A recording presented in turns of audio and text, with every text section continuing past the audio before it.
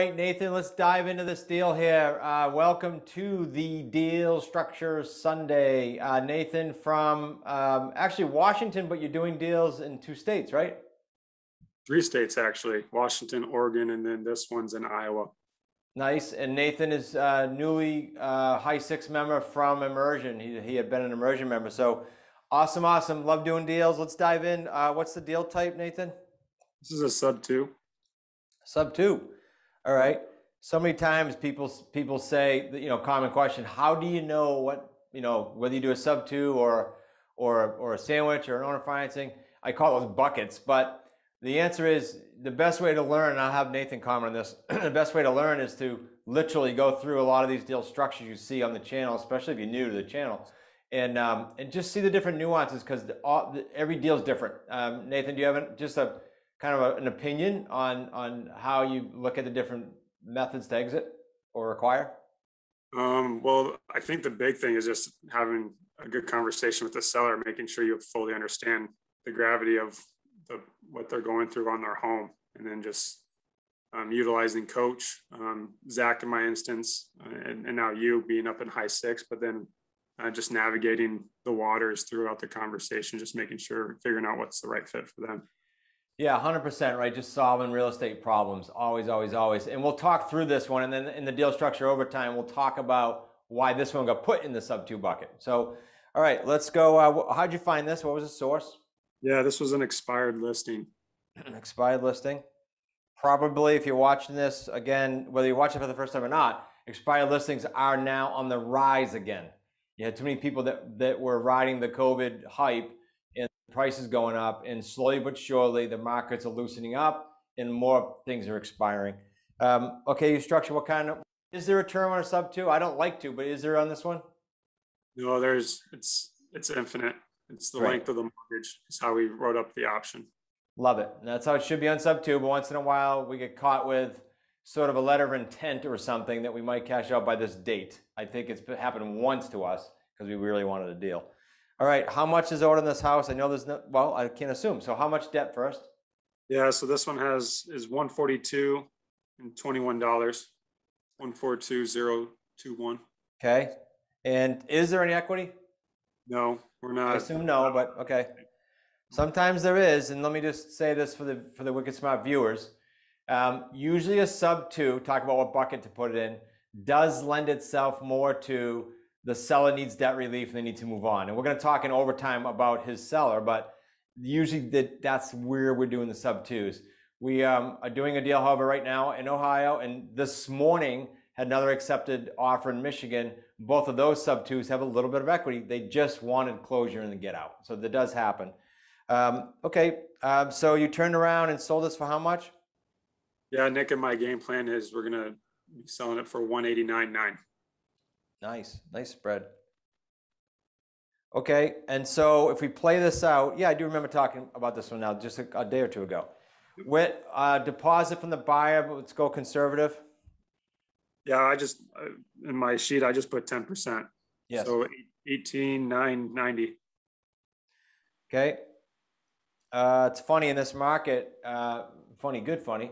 In this market, a lot of the buyers will come in with a down payment like this, what Nathan's talking about, but then they have a lot more cash in the sidelines for some reason. People aren't qualifying as easy, the banks. And so we're able to, over time, yearly, quarterly, whatever it might be, get more deposit, get that deposit up. So let's just use the 10. A monthly payment on this underlying debt? Yeah, 1223. Is that PITI?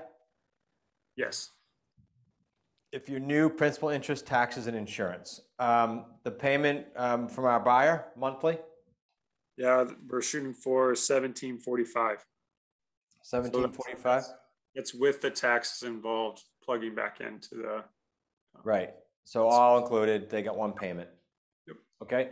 Any like HOA or any other fees that they would have to pay monthly on their side, or is this just all set?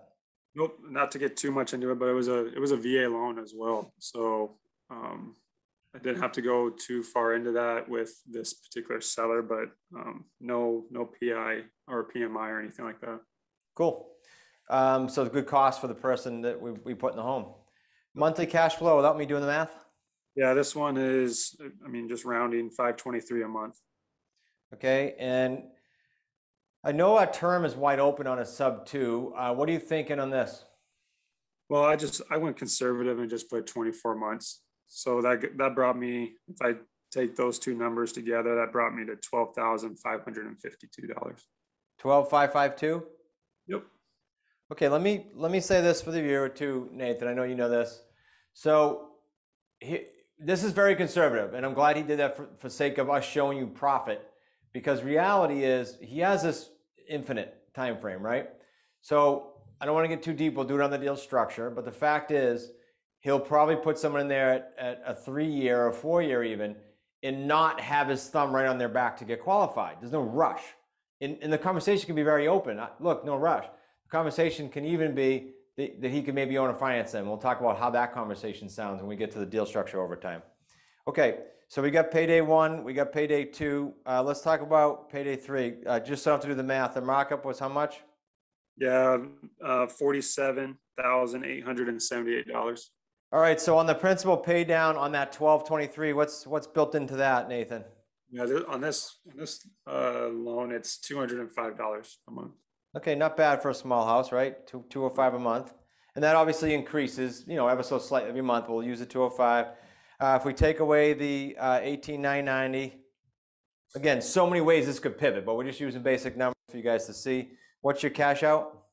$33,808. 808? Yep. Okay. So we got 18,990, 12 and change, and 33 and change for a total of how much? 65,350.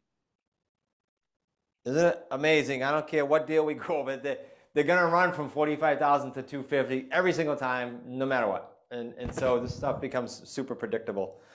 All right, so pretty cool. Let me ask you this before we go to overtime, and I encourage everybody to go ahead and fire up the next episode of the Deal Structure Overtime over at smartrealestatecoachacademy.com. Nathan, real quick, because we're all in this to help the buyers and the sellers. It's a 3-way win, and our community is so cool about this. They really, really care. So why did the seller do this, first of all, in a short form? We can get into nuances or anything weird in the overtime. Yeah, he was moving to a different state and had already bought a home, so he didn't want to have the 2 mortgages. Plain and simple. Perfect sub 2 candidate, right? And we solved that problem. Cool, and I'm sure he's happy. And then how about the buyer? Like in your past buyers, give me a general buyer makeup. What are you seeing? What comes to mind? Well, I've actually, on the 2 deals that we found buyers on, they've been both self-employed. Yep. Ironically, so that's kind of the niche that I've been seeing from a buyer perspective. Yeah. So as we get closer to developing your authority end of your business, becoming the authority, we'll hone in on that avatar. But I bet you there's going to be repeat there for a reason. That's really cool. Yep. All right, Nathan, thanks for being on. From as far as the numbers side, really cool. And now let's go ahead and jump over to the deal structure overtime, and we'll dive a little bit into some nuances of where he could go with this, as well as the buyer and the seller.